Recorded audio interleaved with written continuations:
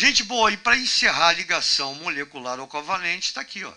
As características que nós fizemos dos compostos iônicos. Primeiro, baixo ponto de fusão e ebulição. Faz um teste, chega em casa, coloca 2 panelas, frigideiras, sei lá o que é. Numa você põe uma pitada de sal, no outro uma pitada de açúcar. Tenta botar a mesma proporção, né? A mesma quantidade. Liga o fogo, você vai ver que o açúcar vai derreter primeiro. Porque o ponto de fusão dos compostos moleculares é muito mais baixo, o açúcar.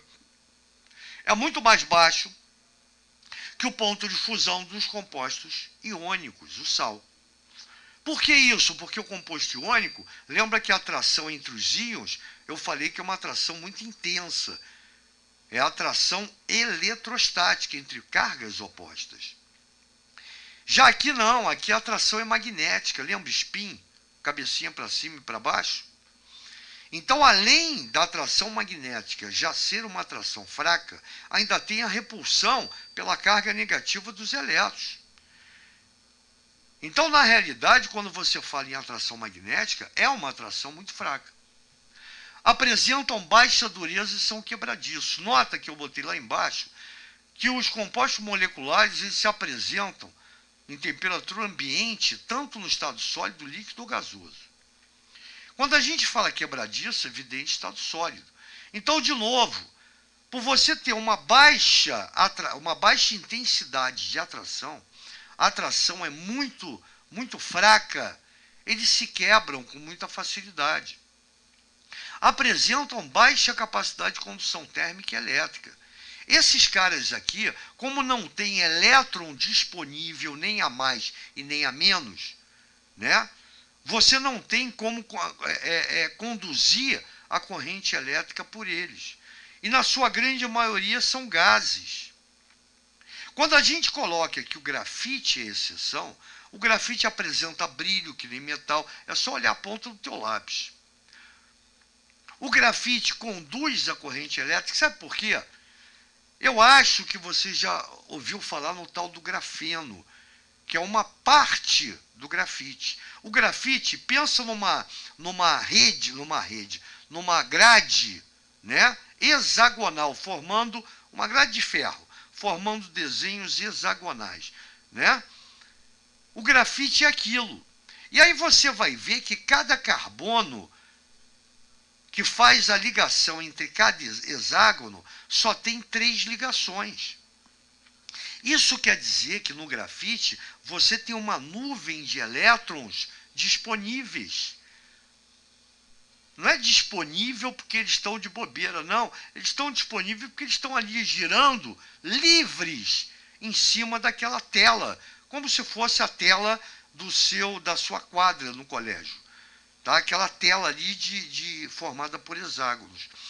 Então, como o carbono... mas professor, ele não faz 4 ligações? Conta como 4 ligações. Porque os elétrons estão ali.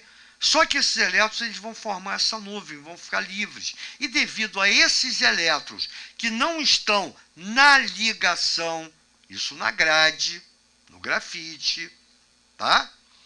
Você tem brilho característico do grafite e é um excelente condutor de eletricidade. Legal, né? Em temperaturas ambientes, os compostos covalentes podem ser encontrados nos estados físicos sólido, líquido ou gasoso. Então, isso tudo a gente já sabe. O grafite, se você tiver qualquer dúvida, chama no nosso amigo Google, coloca lá grafite. Estrutura do grafite, aí você vai ver. E eu mostro eles em curiosidade quando a gente viu lá atrás grafeno, né? A gente viu. Aí eu coloco aqui, atenção, vale ressaltar que os compostos moleculares apresentam propriedades contrárias às dos iônicos, dos compostos iônicos, porém não tão padronizada como DCs. Ou seja, quando a gente fala em compostos iônicos, é tudo padrão, né? Todos são sólidos, todos apresentam são bons condutores de eletricidade, assim, todos em solução sofrem dissociação iônica. Já nos compostos moleculares, isso não pode ser falado. Essa Esse padrão não existe. Cada um é cada um aqui. É só olhar para cá. Ó. Eles podem se apresentar no estado sólido, líquido e gasoso. Só aí você já vê que não existe um padrão.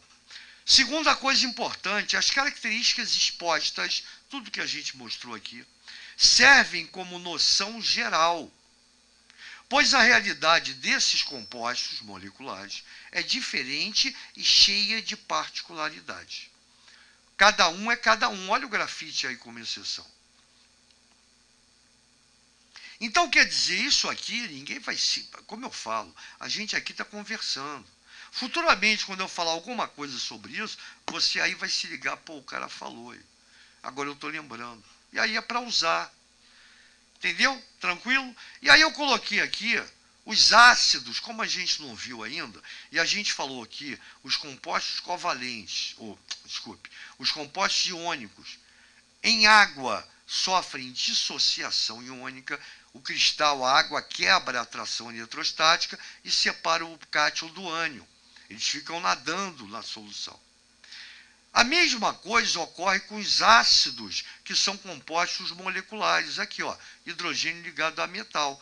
Quando eu pego um ácido e ponho na água, a água transforma a molécula em íons, que vão ficar nadando também em solução, envoltos por moléculas de água. A diferença, o nome ionização, é porque eu não tinha carga elétrica aqui, nem positivo nem negativo. A molécula é neutra. Aqui eu produzo íons. Quando eu boto na água, eu vou ter o H positivo, perder o elétron para o cloro. E aí vai entrar a propriedade chamada de eletronegatividade. Numa ligação covalente, aquele que tem a maior eletronegatividade, que é o cloro, lembra do par eletrônico? Fica com ele puxa para ele. A água quebra a ligação, a atração magnética. E ela quebra de uma maneira que o hidrogênio perde o elétron da ligação. O orbital molecular fica só para esse cara aqui, tanto que aqui, ó, -1, ele ganha o elétron. Olha o hidrogênio, +1, ele perdeu o seu elétron. Isso ocorre com ácidos. E o nome é ionização porque você está produzindo íons. Na dissociação, não, já tinha os íons no retículo associados. Lembra Na envolto por Cl-, Cl- envolto por Na. O que a água faz é separar uma coisa que já estava associada, ela dissocia.